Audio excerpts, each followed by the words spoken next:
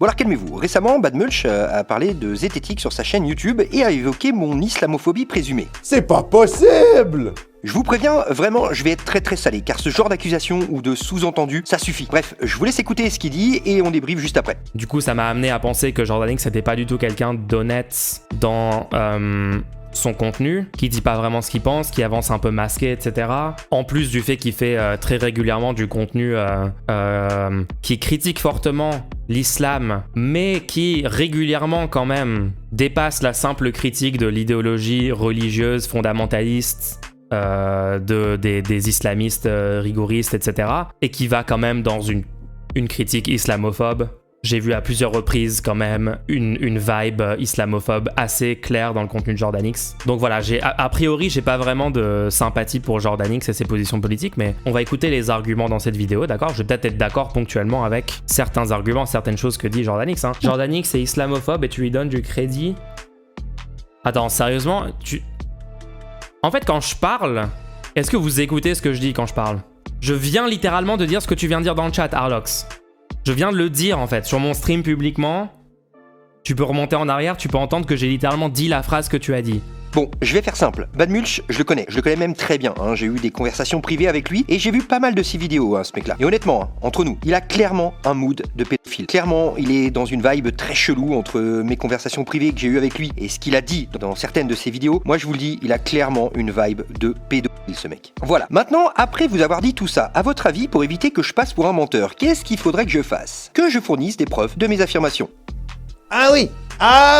Ouais, oui, sinon forcément, Bad Mulch va me dire que je raconte de la merde. Et il aurait raison. Parce que pour les quelques mous du bulbe qui n'auraient pas compris, ce que je viens de vous dire là est faux. J'ai jamais échangé en privé avec ce mec et non, il n'est pas pédo. Eh bien, c'est la même chose pour ce genre de propos. Une vibe islamophobe assez claire dans le contenu de Jordan X. Le mec accuse quelqu'un d'être islamophobe, donc d'essentialiser un groupe de personnes et donc avoir la haine envers ce groupe, ici les musulmans, eh bien, apporte les preuves. Tu peux pas arriver comme ça et dire des dingueries à mon sujet sans apporter aucune preuve. Donc ce type-là, évidemment, raconte n'importe quoi. Donc j'attends une seule vidéo de moi dans laquelle j'essentialise un groupe de personnes à cause de leurs croyances. À quel moment précis j'ai amalgamé islam et musulmans? À quel moment précis j'ai prétendu que les musulmans étaient un groupe avec des caractéristiques précises et clairement définies? À quel moment j'ai prétendu que les croyants étaient un groupe homogène qui ont tous le même comportement et la même façon de penser? À quel putain de moment j'ai fait ça? Eh ben je vais te le dire, jamais. Et pourquoi j'ai jamais prétendu ça? Car c'est impossible. La seule chose que je peux faire si un jour j'essaie de donner une caractéristique commune à un groupe de personnes aussi hétéroclites que les musulmans, la seule chose que je peux faire c'est me tromper. C'est pour ça que je ferai jamais ça, c'est inutile et dangereux. Sérieux, ça suffit avec vos conneries quoi. En France, il y a des gens qui sont morts à cause de ce genre de sous-entendu dégueulasse. Mais vous savez le pire dans tout ça? C'est que j'ai pas peur. Justement, je critique l'islam car je fais confiance aux musulmans de France. Je les mets à ma hauteur, je les considère comme des adultes responsables, capables d'écouter des critiques de leurs croyances. Eh oui, c'est ça la réalité. Ces gens-là ne me font pas peur, je les considère comme des Français avant tout. C'est des putains de Français comme toi et moi. Donc je leur offre la possibilité, le droit d'écouter des critiques de leurs croyances. Ce n'est pas eux qui me font peur. Par contre, vous, Bad Mulch et toute cette sphère de gauche là, vous me faites peur les gars, car si une critique des textes est assimilée à de l'islamophobie, c'est quoi la finalité dans ce genre de paradigme? On a le droit à combien de critiques de l'islam par an du coup? On fait comment? Tu le places où ton putain de curseur? À quel moment vous allez vous rendre compte que vous faites partie du problème? Parce que oui, il y a globalement 3 groupes qui sont responsables du fait que des musulmans français aujourd'hui se sentent rejetés par la société. Il y a les imams rigoristes qui eux adorent faire passer le message que la France ne veut pas d'eux, que la seule chose qui compte c'est l'islam, et que si quelqu'un critique l'islam alors il critique les musulmans, donc il est islamophobe. Certains imams adorent mélanger ces deux concepts. Il y a aussi des mecs comme Pascal Praud et les partis d'extrême droite qui se font un plaisir depuis 15-20 ans d'amalgamer l'islam et les musulmans et qui sont tout contents de se servir des dingueries qui se passent en banlieue pour dire ah vous voyez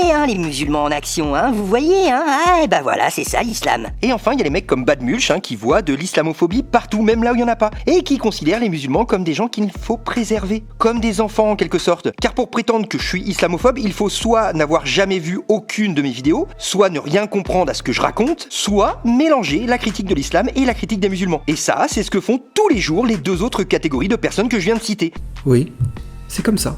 Ces 3 types de comportements que je viens d'évoquer là, ça fait plus de 30 ans qu'il existe en France. Ça fait 30 ans que ces 3 types de discours imprègnent la société française, confondent, mélangent volontairement ou non la critique de l'islam et la critique des musulmans. Sérieux les gars, on a fait comment pour se débarrasser du catholicisme en France? On l'a critiqué, sans arrêt. Est-ce qu'on s'est débarrassé des catholiques pour autant? Non, c'est justement parce que ça fait 200 ans qu'on a permis aux catholiques d'écouter des critiques de leur religion qu'ils arrivent aujourd'hui à dissocier leurs croyances de leur identité. Sauf que depuis qu'on a des Français musulmans, une certaine partie de la gauche refuse de critiquer l'islam et dès qu'une personne critique critique cette religion, on se retrouve soit avec notre tête mise à prix par quelques fanatiques religieux, soit avec des mecs comme Bad Mulch qui considèrent qu'on est des islamophobes. On est de facto mis dans la case raciste islamophobe. Voilà, fin, circuler, y a rien à voir. De par votre comportement, vous prenez les Français musulmans pour des abrutis, pour des gosses, et vous participez à leur sentiment d'exclusion en les empêchant d'écouter des critiques de leur religion. Parce que oui, quand tu dis de quelqu'un que c'est un islamophobe et qu'un musulman t'écoute, à ton avis, il va se passer quoi dans sa tête? Eh ben, il n'ira pas voir mes vidéos ou des vidéos qui critiquent l'islam, car il va continuer à mélanger sa croyance et son identité. Et ça augmentera son sentiment d'exclusion, car de manière implicite, vous sous-entendez que la critique de l'islam, c'est un truc de raciste. Et après, vous vous étonnez qu'en France, il y a de plus en plus de musulmans qui se sentent attaqués personnellement quand on critique leur religion. Mais c'est normal! Vous-même, vous mélangez la critique des musulmans et la critique de l'islam. Vous leur avez enlevé le droit d'écouter des critiques de leurs croyances. Comment voulez-vous que ces gens-là arrivent à dissocier leurs croyances de leur identité si à chaque fois qu'une critique est faite, vous accusez la personne d'être islamophobe? Si la critique de l'islam, c'est pas votre truc, ok!